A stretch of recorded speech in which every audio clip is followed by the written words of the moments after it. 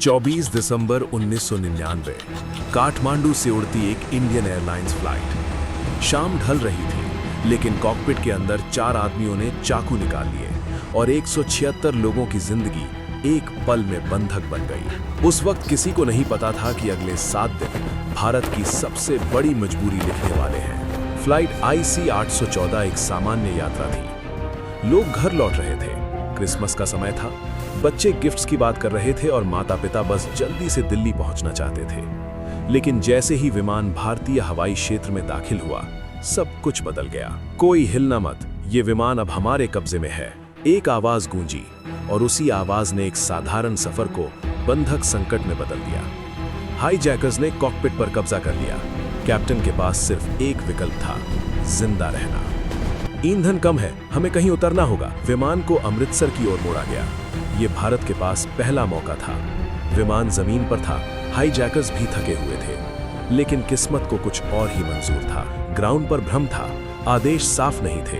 समय निकलता गया, हाईजैकर्स को शक होने लगा। अगर विमान रोका तो सब मरेंगे, और बस एक पल में विमान फिर से आसमान में था।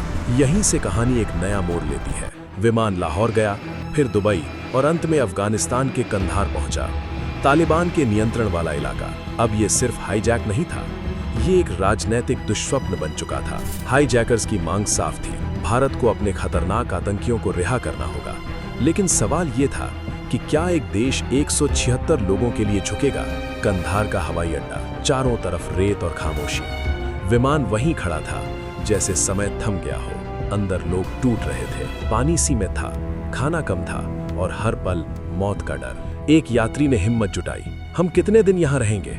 कोई जवाब नहीं था। बाहर भारत की सरकार दबाव में थी, परिवार रो रहे थे, खबरें लगातार चल रही थीं। हर घर में एक ही सवाल था कि क्या सरकार लोगों को बचाएगी? हाईजैकर्स ने अपनी मांग दोहरा दी, मसूद अजहर, अहमद उमर सईद शेख और एक अन्य आतंकी की रिहाई। ये वो नाम थे जिनसे एजेंसियां भी कांपती थीं। अगर रिहा नहीं किया तो हम एक एक को मार देंगे। ये धमकी खाली नहीं थी। रूपिन कटियाल, एक युवा यात्री, बेरहमी से मार दिया गया। उसकी मौत ने सब कुछ हिला दिया। विमान के अंदर लोगों ने अपनी आंखों के सामने मौत देखी और बाहर भारत ने अपनी सबसे बड़ी दुविधा देखी। यही गलती उनकी जिंदगी की सबसे बड़ी भूल बन गई। बातचीत शुरू हुई, दिन गुजरने लगे, हर दिन एक नया दबाव, हर रात एक नया डर। कृपया हमें घर जाना है। परिवार प्रधानमंत्री कार्यालय के बाहर बैठे थे। देश भर में गुस्सा भी था और बेचैनी भी। एक तरफ देश की इज्जत, दूसरी तरफ 176 जिंदगियां। इस एक फैसले ने सब कुछ बदल दिया।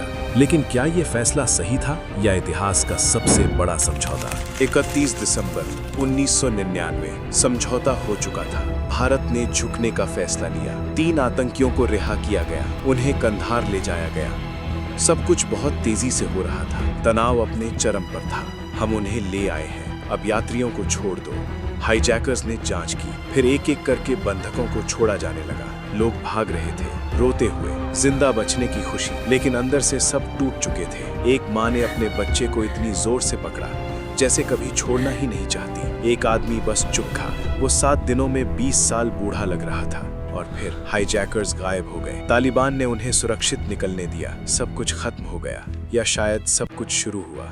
विमान भारत लौटा, लोगों का स्वागत हुआ, मीडिया, कैमरे सब मौजूद थे, लेकिन उनकी आंखों में एक अजीब सा खालीपन था। रुपिन कटियाल का शव भी वापस आया। उसकी पत्नी जो उसी विमान में उसके साथ थी, उसने उसका हाथ पकड़ा था जब वो मर रहा था। उसने उसी रात अपनी मांग का सिंदूर खुद पोंछ दिया। ये सिर्फ एक हाईजैक नहीं था, ये एक देश की मजबूरी थी। मसूद अजहर रिहा हुआ और बाद में उसने जैश-ए-मोहम्मद की स्थापना की, वही संगठन जिसने आगे चलकर भारत पर कई बड़े हमले किए। एक फैसला जो 7 दिनों के दबाव में लिया गया, उसका असर सालों तक चलता रहा।